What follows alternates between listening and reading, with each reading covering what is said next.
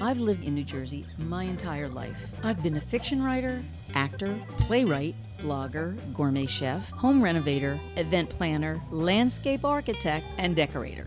Now, I'm married to a professional drummer who is also an award-winning photographer, so the arts have always been really important to me. There are so many people in New Jersey that are involved in the arts, and I am planning to talk to all of them. Well, maybe not all of them, but a lot of them. And I'm inviting you to listen in. I'm Lucille Sapio, talking arts and culture, and this is Hazlitt Coffee Talk, not so famous in New Jersey.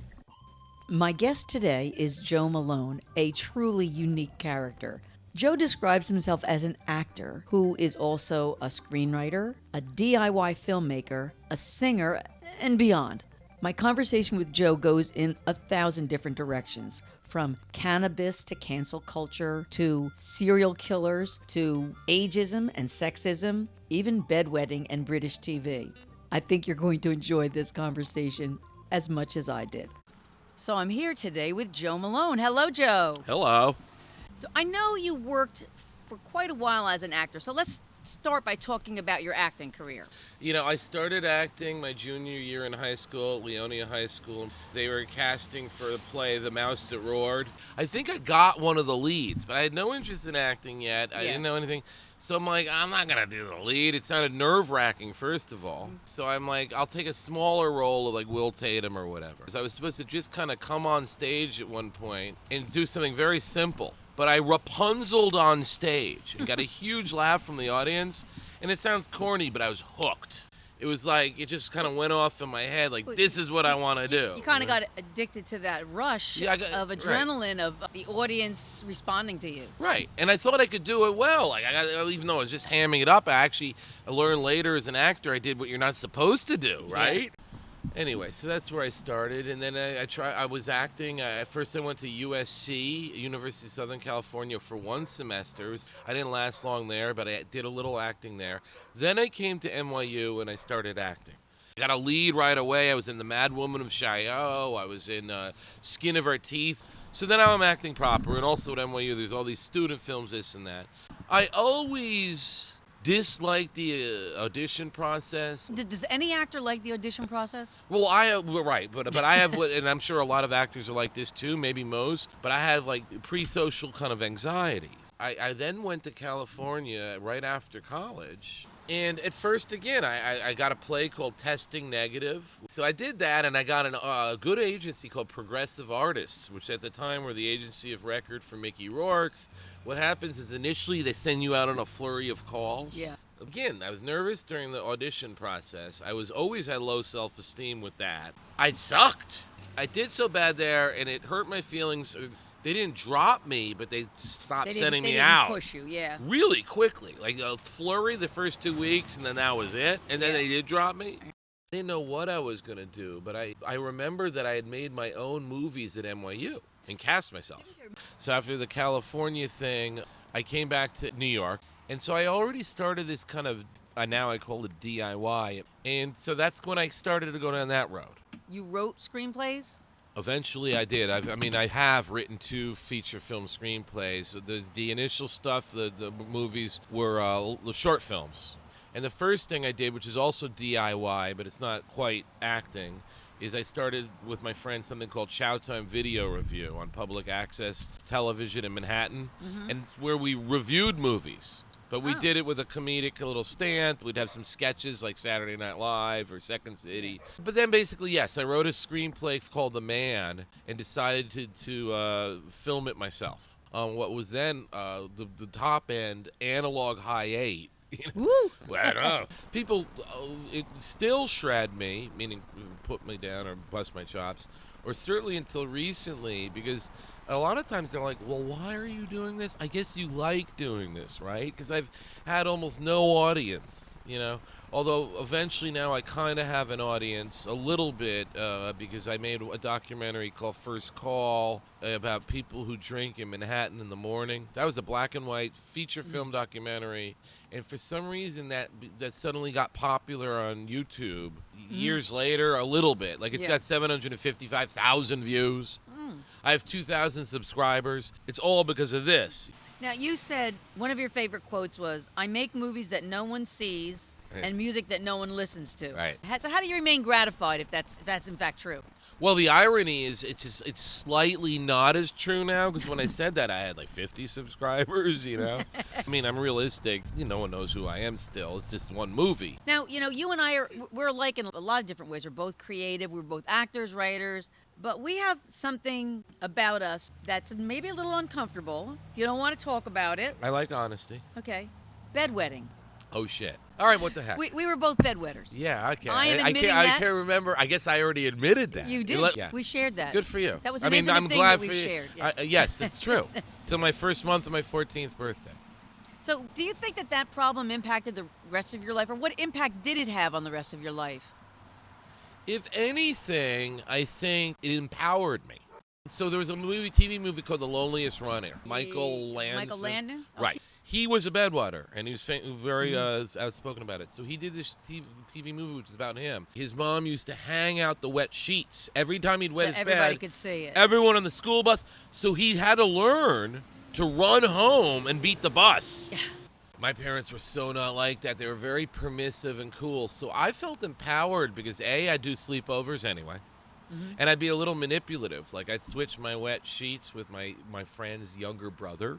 And then finally, like, I remember one time there was a torturous, terrible counselor who had the sleeping bag up. Who wet their bed in front of all the kids? And I'll never forget. I quick like this said, I'm busted. They're all going to know my sleeping bag, even my friend.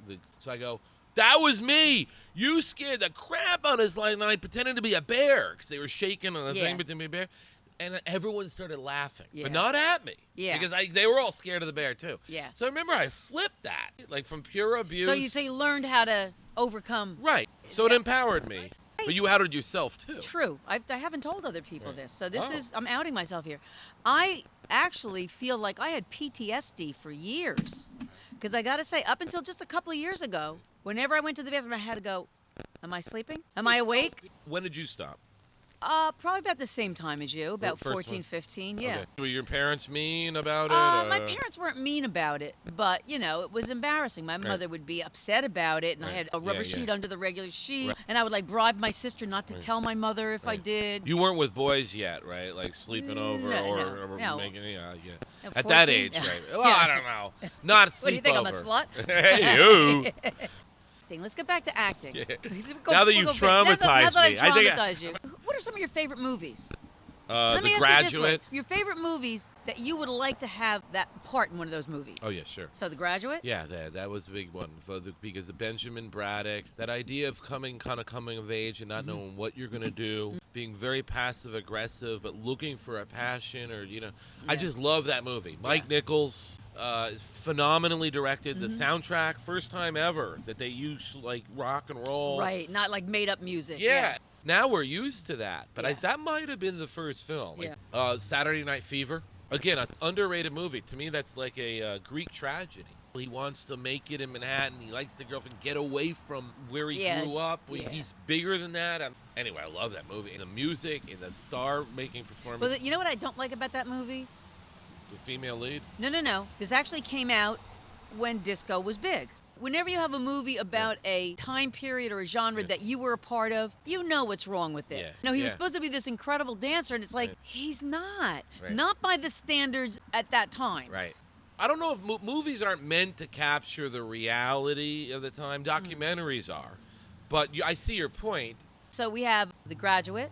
And Saturday Night Fever. Saturday Night Fever. A third one would be At Close Range. And what part in that would you want to have? Sean Penn's part, I guess. Because it's technically based on Joe Callinger, who... Oh! My favorite serial killer. You know about him. Are you kidding? He also used to steal farming equipment. By the way, he had the worst murder in Leonia, where I grew up. He killed his own son. I know. Did you? Oh, Yeah. did he? Oh, yeah. He made his son go with him. Yes, one His of son his... had the baseball and bat. killed the other son. Oh, yeah. Yeah, you're right. Yeah. How'd you know about him? I love You read serial true killers. crime. Me I too. love serial Me too. killers. I mean, I don't love them. I mean, I Right, love you reading study about them. serial Me killers. too. Yeah. That's why, sometimes, I'll meet somebody and go, that person's a potential serial killer. You think you're don't right? take a ride You have with a him. good instinct? I don't know, but I'm going to trust it. If I think someone is a potential serial killer, I'm going to... I mean, I read all those books. They're very rare, though. You might not have ever met one. No, I know. If you went to enough clubs and all, you've probably... I probably met one. I don't know if you met... I probably dated one. And Anne Rule is she writes a lot fantastic. of books about serial she's prolific, killers. like Stephen she King. She's still good. Ted Bundy. I know. mean, she worked. Suicide Hotline. Right, she sat You'd right walk next her to to the him. parking The lot. stranger beside me. And she liked him. Yeah. She Well, admitted I it. mean, most serial killers probably are likable. That's how they get their victims That's why they're easily. successful. Yeah. And they don't get caught for a while. Yeah, it's so funny that you mentioned Although Joseph I'm surprised Callinger. he's one of your favorite. I mean, Well, I know he's yeah. my favorite in a macabre sense. Like my he is sense the most is your macabre. favorite is Bundy. No. Joseph Eileen Callinger. Warnes. She's the one who was a hooker, a prostitute in Florida. She was freebase, killing killed her a lot of Johns. her Johns. Yeah. She only would kill the ones who try to rape her or abuse her. Yeah. And normally you'd be like, come on, but you killed like 7 or 8. But down there, I don't know. Maybe it's true. Well, here's she might be like Dexter. Well, or I love Dexter. I never saw that show. So if you had to pick 3 people who have really influenced you, who would they be and why? Jim Morrison of The Doors, because of the eclectic nature within him, to be really dark and want to embrace hedonism and almost shamanistic in terms of, fearless, but at the same time extremely intelligent and kind of sensitive and poetic and lyrical. And I love The Doors, but him in particular because of his personality. Another might be Paul Newman. Loved him as an actor. Yeah. Kind of a strange underdog quality where he was cynical and hopeful at the same time. Yeah. The camera loved him. He's gorgeous, Yeah. I mean, And very socially responsible, too. oh, yeah. Very socially responsible.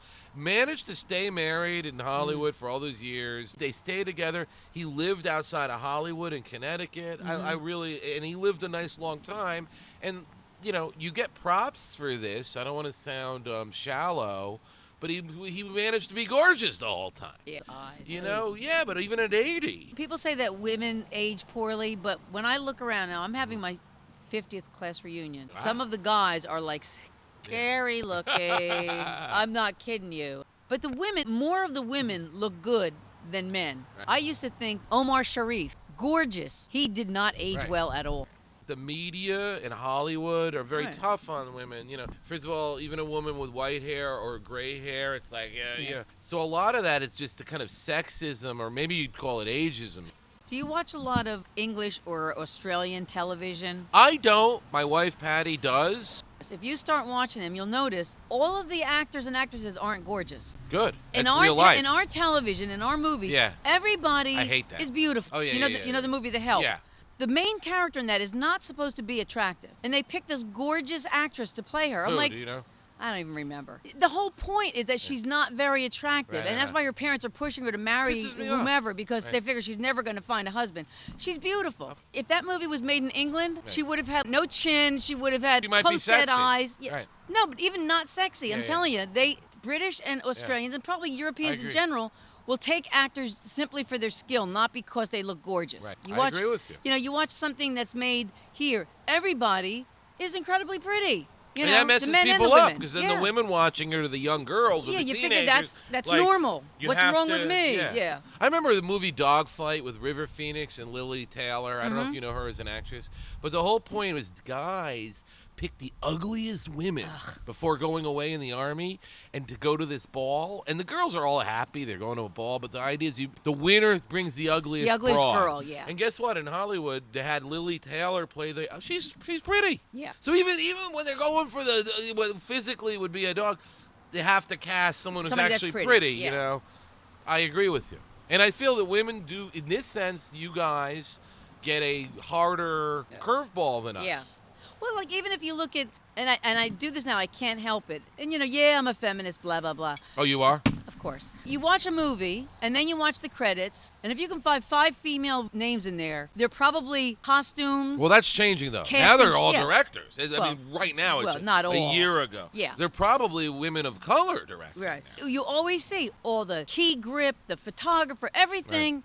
Men. Every once in a while, casting would be a woman, costuming would be a woman. Right. Like all the little Stylist. the girl things would be women. Right.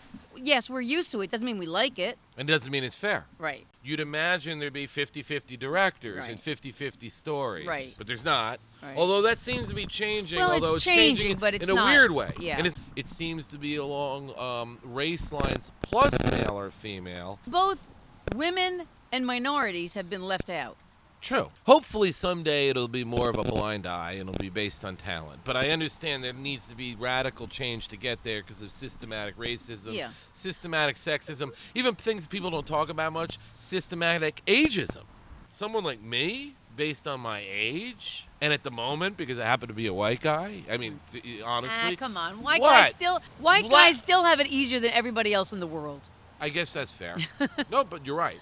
But less so. Ooh. Hollywood's not interested So you don't in get the Joje. you don't get 90% of the jobs. You only get 80% right. of them. Well, when you're already 54 and morbidly obese, that's it. Anyway, by the way, I do love the new Steven Spielberg trailer for West Side Story. I never saw the original. Yeah. So are you interested in the Spielberg, or do you think it's blasphemy? I didn't even know that he was doing it. He's remaking it. And it's not note for note, but he's remaking it. That might bother me. Yeah. And by the way, I think going into it is a whole other subject. It's courageous of him in the sense that with cancel culture now. And I'm sorry, cancel culture is a made-up thing. So you think it doesn't exist? Not really. I mean, are you happy there are people fighting back? I mean, you think they're trying to put a negative connotation on progress? I think people that complain about cancel culture are just mad because they don't have the privileges that they had before. So now all of a sudden, they had always had the best seats, the best this, the best that. Now all of a sudden, it's like, no. And they're like, oh, cancel culture. No, but what about like Al Franken? Or I don't know what your opinion about Cuomo is. Oh, I think Cuomo was a dirtbag. How about Al Franken? I loved Al Franken. Al Franken. Do you think he got a raw deal? Oh, he absolutely did. If you that's look cancel at culture. Calling it cancel culture is minimizing what goes on. What happened with Al Franken was a hit job by the right. The woman that brought that up, she was an operative for the Republican Party. She made up a lot of stuff. Right. That's what I think. Yeah, by the way, I think absolutely. about Cuomo too, maybe. Nah, Cuomo. I mean, I know he's entitled. I get that. But and that needs to slowly change too. But is it criminal? Should you be thrown out of office? He's just done what every strong white man. Then maybe they should all be thrown out of office. I mean, I'm sorry. All right. Al Franken, it was one person making one accusation. Cuomo, dozens of women making accusations. And he didn't even say he didn't do it. Oh, things have changed since I grew up. Like he was like trying to make an excuse like, well, this is the way men acted in the past. Well, yes, and white people used to hang blacks in the past. It doesn't mean it's okay to do it. Right. So just like using that as an excuse is just BS in my opinion. I hear you. Now, I don't want to insult you. Oh, boy. But like me, your singing is probably never going to get you on Star Search. God bless. But you exude confidence. Right. Where do you draw that from with your singing? Well, my attitude with that, by the way, is it is a kind of a self-expression thing. I like singing. But also, I really am trying to tap into, but like these guys and women with an attitude who aren't necessarily good singers. Lou Reed, Iggy Pop. It's almost more about persona. How would you describe your music? Midlife crisis. No, seriously. Midlife crisis, older rockin' person. This is my attitude. One thing I do feel. That these music companies to this day, they're forgetting an audience. They're always like young people buy content, right? Yeah. Young people buy streams. Young people buy iTunes. Young people are blowing up Spotify and all this stuff. And that's fine. But there's an audience, I know this for a fact, of us in our generation that likes rock and roll, which is already a dying breed. They could appeal to that audience more. I'm kind of straight ahead. Like, I'll say in my lyrics that at my age, that's my thing, like midlife crisis. And I almost accent it more negative than it is because, I mean, I feel some of these things, there's strife can be in marriage, and I wish I could be more full-blown artist, but I love my son, and these things happen, but, like, I almost kind of go there. Yeah. So where do you get the inspiration for your songs? From your own life? Yeah. I mean, my friends get annoyed at me because they're like, Joe, you're funny in real life. Like, why don't you do more comedy? People used to say I should be a stand-up comic. Like, totally different than these videos. Yeah. Which are more dark and a little midlife crisis. Yeah, I just listened to I Got Fired. Right. Oh, that's good. You did your homework. Or the most recent, Chained to Your Side. Now, on the surface, that almost means in a bad marriage. Yeah. Chained to Your Side. But then half the song is really about, like, facing mortality and might having to face it alone if your wife doesn't love you or kicks you to the curb or something. What I'm going to do is I'm going to put a little piece in so that people can get an idea what I'm talking about. With your answering smile and your floating eyes, R.I.P. Charlie as we bang on those drums all night. I'm crippled by my cane and I'm cursed for sure. Adore-me as I look absurd, sipping on Pinot Grigio all the time. With time keep on changing like chaos on the skyline. Don't wanna be a dinosaur asleep.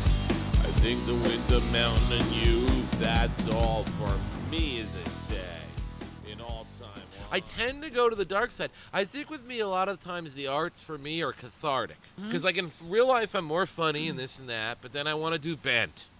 Or I like At Close Range, and I like reading about Callinger. You know, I always go to this kind of dark, Freudian, that's... You know, so maybe I guess it is cathartic for me.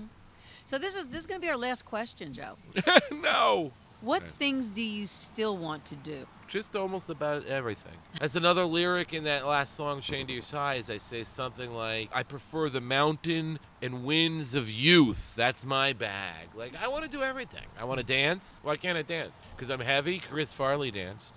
You know, I got white hair, so what? I can't be sexy. So I want to kind of continue everything. And then with some of these latest changes in society, I'm very interested in not pushing those envelopes, but exploring those envelopes. So now there's a lot about, and totally understandable, Me Too, and how there's been a lot of taking advantage in workplaces and other. Is it happening less now, do you think? I mean, No, you haven't been I in... don't know. I don't know if it's happening less or not.